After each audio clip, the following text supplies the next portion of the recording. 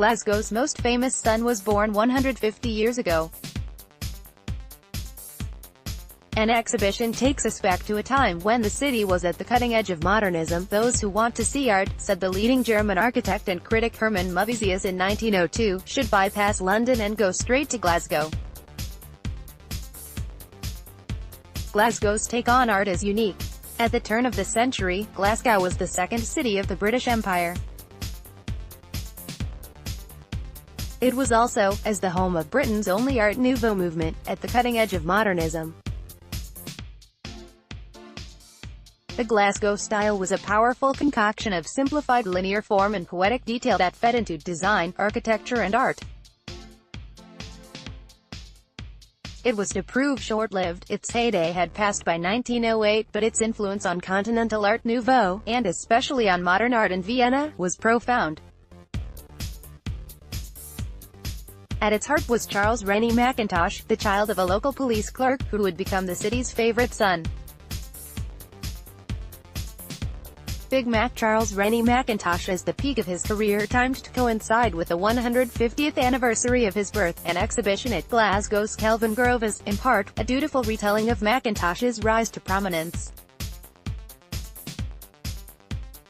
For Glasgow, the late 19th century was a time of booming industry, rapid development and cultural exchange.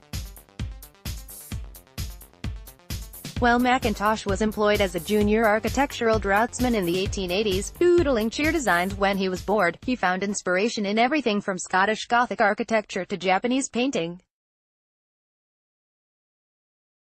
With his fellow draftsman James Herbert McNair, and the sisters Margaret and Frances MacDonald, Mackintosh formed a group called the Glasgow Four in the early 1890s.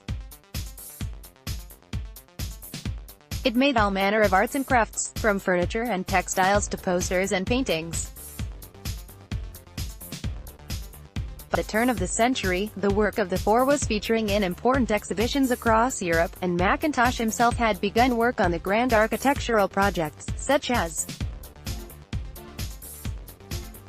the Willow tea rooms on Southsea Hall Street and the new Glasgow School of Art (GSA) building, which would assure his legacy as one of the leading architects of the modern movement. Yet the environment in which Mackintosh forged his career nurtured countless others, and this exhibition is also an attempt to place Mackintosh in their context. As the educational program at the GSA was radically transformed under the direction of Francis Newbery, a generation of talented craftspeople was instructed in everything from book design to metalwork, glass blowing and embroidery, infusing every aspect of domestic life with the Glasgow style. By moving between Mackintosh and this profusion of creativity among his lesser-known contemporaries, the exhibition becomes a celebration less of the one man's genius, than of the brief but brilliant explosion of artistic energy it helped to ignite. He took gardening as seriously as painting, even going so far as to breed a new subject.